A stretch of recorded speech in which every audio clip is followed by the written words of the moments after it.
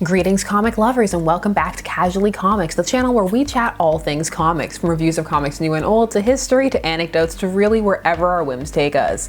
I'm Sasha with an important PSA. Horror isn't just for Halloween. This genre is here to give you goosebumps and keep you up at night all year round. Today we're gonna look at a comic that pays homage to an old horror anthology series from DC. The Secrets of Sinister House. Before we get started, please, if you love talking about comics, hit that subscribe button. It's all we do here, mostly. Yeah, join the party. Horror comics were a huge genre before the Silver Age, just in that period after the Golden Age. So post-World War II up to 1953, roughly. These comics were largely crushed by the Comics Code Authority and the censorship that forced upon the medium. They would see a slight resurgence in the Bronze Age when some of the bans were lifted, for example the ones against using supernatural creatures, so you could have some more wiggle room. However, by that point, the superhero genre was once again firmly established, and other genres really couldn't compete against it anymore. And even though horror comics were still enjoyed, they never again rose to that huge level of prominence that they had, although their legacies would live on. DC themselves actually tried their hands at a horror comic anthology series in the 70s. It was called The Secrets of Sinister House, though it was initially called The Sinister House of Secret Love for 4 issues and focused on horror romance. That angle died hard. The series ran from July of 1972 to July of 1974 and lasted 18 issues. It just never really got off the ground.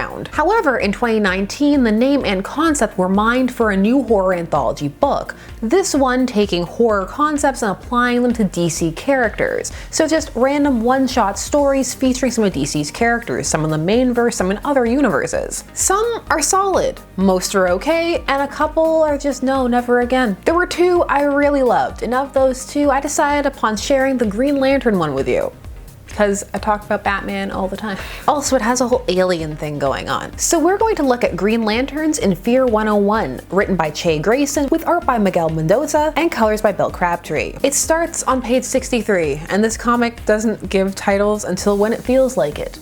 Cause yeah. We open on Jessica Cruz, who is a new Lantern. Well, relatively new. She debuted in 2014. Long story short, kind of, I'll try. She wasn't chosen like other Lanterns were. Instead, a ring was forced upon her. She was able to overcome it thanks to help from Batman, and she would later, because of her actions, be granted a real, or rather proper, Green Lantern ring. The thing is, Jessica Cruz was an unlikely choice and wouldn't have been chosen under normal circumstances. This is because she suffers from crippling anxiety to the point at times of agoraphobia, and getting a ring doesn't magically fix her either. It's something she constantly battles with, and can at times make her actually incapable of using her ring. Jessica is really unique, and if you suffer from anxiety, be it just in a casual way or something actually clinical, there's a lot there to relate to. She's a good addition is what I'm saying. She brings something new to the table, especially in the Green Lantern mythos where we already have so many. All of this is set up to prime you for what's about to happen next. Let's do this. They have no name, just a singular voice.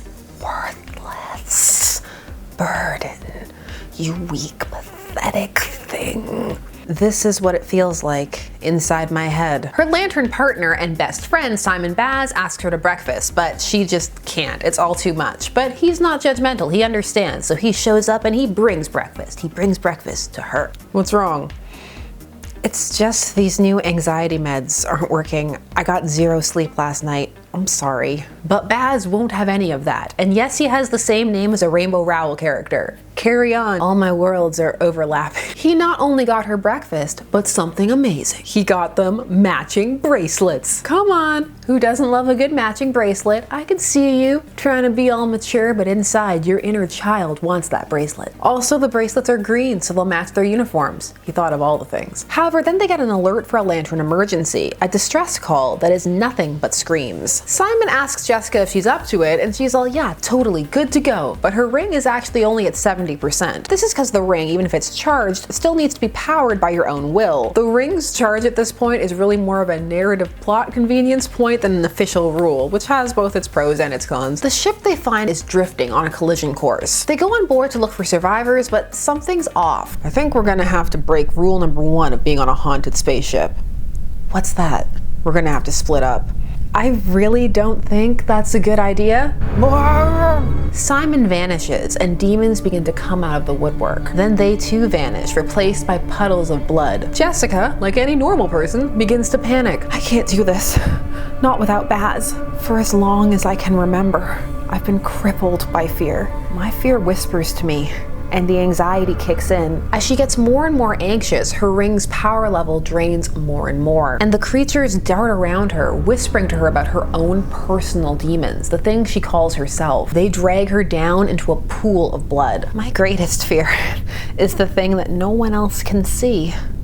My unworthiness. Ahead of her, she sees the demons feeding on some corpses, and then the ship itself fades away, and the corpses that they're feeding on are the corpses of her dead friends. They taunt her, telling her what she already thinks, that she's cursed, that she got her powers too late to save the people she loved. Her ring is nearly depleted when one of these corpses pulls her bracelet off, and that snaps her out of it. Especially because on the wall she sees Simon trussed up, ready to be killed. I don't want to be the girl whose demons swallowed her whole, and the bracelet reminds me I don't have to face it alone. Oh, that's right. It's not just an ordinary bracelet. It represents the power of friendship. Friendship is a magic space ring. You're never too old. She manages to save Simon and flee the ship, now fully aware that whatever was on that ship wasn't alive. It was actually corrupted Yellow Lantern energy made manifest, bringing about their greatest nightmares. Simon has a thing about being alone, not fitting in, othered. So that's why he vanished, which also played well with Jessica's own anxieties. Also, she saved the bracelet pieces to fix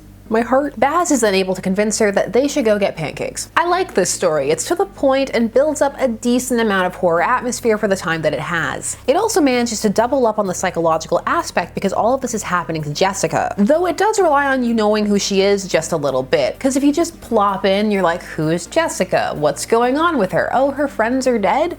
Friends are dead, killed by mobsters. I like to imagine that's where her crush on Bruce came from. She saw him and went, his parents are dead, just like my friends. She also likes Barry, but I don't know where that came from. Mostly I just wanted to tell you about Jessica, you know, in case you missed her. There are a lot of Green Lanterns floating around on Earth. Not only more than there should be, but also they just hang out on Earth when they're supposed to be patrolling the entire sector. There's a lot of potential horror possibilities for Green Lanterns that hasn't fully been mined. Just space and the existential dread of floating out there. What's out there? You don't know. I like the concept of this story. It could have done with more time to build its atmosphere, but I really appreciated it. But if someone were to come back and say that it felt rushed or that they couldn't connect to it because they didn't know who the characters were, I would get that too. So, tell me things. Do you like horror anthologies or just anthologies in general? Do you like the Green Lantern? Any of them? You have choices. Share your thoughts down below. And while you're down there, please do all the YouTube things. Like, share, comment, subscribe, and hit that bell notification so that you never miss a vid. I'm Sasha, and thanks so much for watching Casually Comics, and I'll see you again soon. Bye-bye.